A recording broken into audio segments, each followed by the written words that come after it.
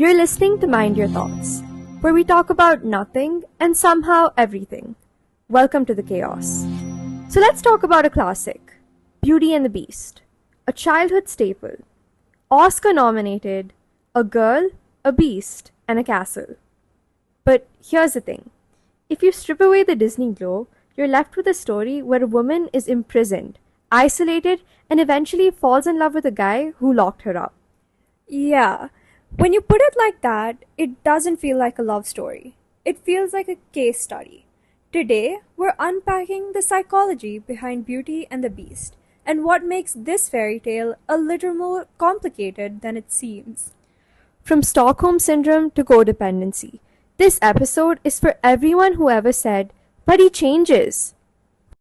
Let's start with Stockholm Syndrome.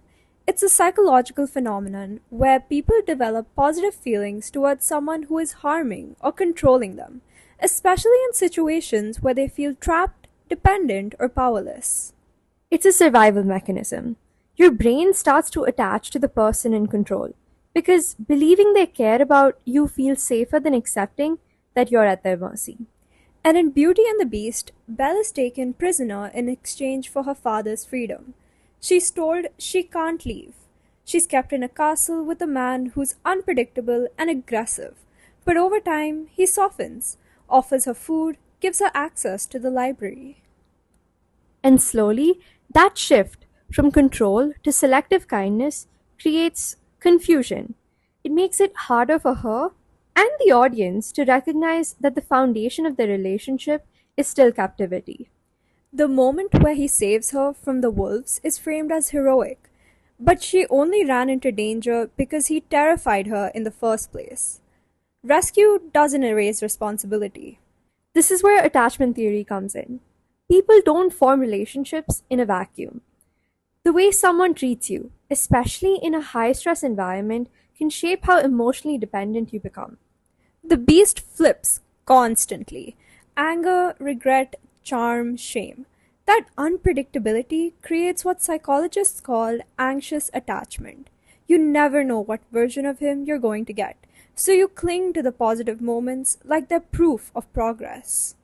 And because Belle is completely isolated, no family, no friends, no outside voice of reason, he becomes her entire emotional world. It's not about choice, it's about having no other option. There's also the idea of the redeemable monster, a person who's broken, angry, maybe even cruel, but can be changed with enough patience and love. Belle doesn't just fall in love. She starts investing in his transformation. She teaches him empathy, challenges his behavior, and celebrates his growth. But that dynamic puts the responsibility entirely on her. It's romanticized, but what it really shows is emotional labor. The message becomes, if someone treats you poorly, love them harder. And that idea, especially when delivered in a fairy tale, can stick. It tells people, especially young girls, that a difficult partner isn't a red flag. It's a project. Let's be honest, Beauty and the Beast isn't about malice. It's not trying to promote abuse.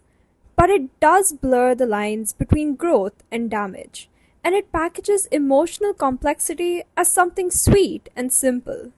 Kids watching this don't just absorb the story, they absorb the structure of it.